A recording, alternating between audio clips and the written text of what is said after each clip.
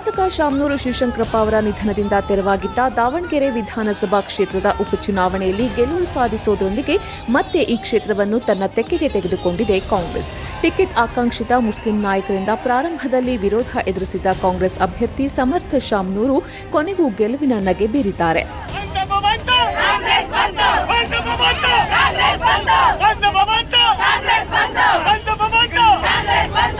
ದಾವಣಗೆರೆ ದಕ್ಷಿಣದಲ್ಲಿ ಸಮರ್ಥ ಶಾಮನೂರ್ ಅವರ ಗೆಲುವಿಗೆ ಕಾರಣವಾದ ಅಂಶಗಳನ್ನು ನೋಡೋದಾದರೆ, ಶಾಮನೂರು ಶಿವಶಂಕರಪ್ಪ ಅವರ ಸಾವಿನಿಂದ ಉಂಟಾಗಿದ್ದ ಅನುಕಂಪದ ಅಲೆ ಸಮರ್ಥ ಅವರ ಗೆಲುವಿಗೆ ನೆರವಾಗಿದೆ. ಜೊತೆಗೆ ಆಡಳಿತದಲ್ಲಿ ಕಾಂಗ್ರೆಸ್ ಪಕ್ಷವೇ ಇರುವುದು ಅವರ ಗೆಲುವಿಗೆ ಹೆಚ್ಚಿನ ಕೊಡುಗೆ ನೀಡಿದೆ. ಅಲ್ಲದೆ ಸಮರ್ಥ ತಂದೆ ಎಸ್ ಮಲ್ಲಿಕಾರ್ಜುನ್ ಜಿಲ್ಲಾ ಉಸ್ತುವಾರಿ ಸಚಿವರಾಗಿರುವುದು ಮತ್ತು ತಾಯಿ ಪ್ರಭಾ ಮಲ್ಲಿಕಾರ್ಜುನ್ ಅವರಿಗೆ ಕ್ಷೇತ್ರದಲ್ಲಿ ಬಿಗಿ ಹಿಡಿತಾ ಇರುವುದು ಗೆಲುವಿಗೆ ಕಾರಣವಾಗಿದೆ.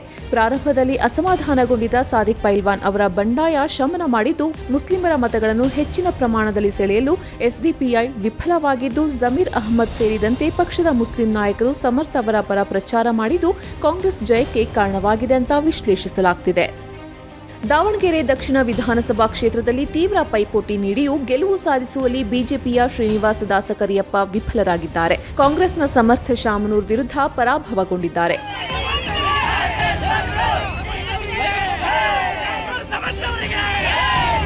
ಈ ಉಪಚುನಾವಣೆಯಲ್ಲಿ ಬಿಜೆಪಿಯ ಸೋಲಿಗೆ ಕಾರಣವೇನು ಅನ್ನೋದನ್ನು ನೋಡೋದಾದರೆ, ಈ ಕ್ಷೇತ್ರ ರಚನೆಯಾದಾಗಿನಿಂದ ಒಮ್ಮೆಯೂ ಬಿಜೆಪಿ ಜಯ ಸಾಧಿಸದೇ ಇರೋದ್ರಿಂದ ಶ್ರೀನಿವಾಸ ದಾಸಕರಿಯಪ್ಪಗೆ ಹಿನ್ನಡೆಯಾಗಿದೆ. 284 ಬೂತ್ಗಳಲ್ಲಿ 62 ಬೂತ್ಗಳಲ್ಲಿ ಬಿಜೆಪಿಗೆ ಇಲ್ಲಿ ನೆಲೆಯೇ ಇಲ್ಲ.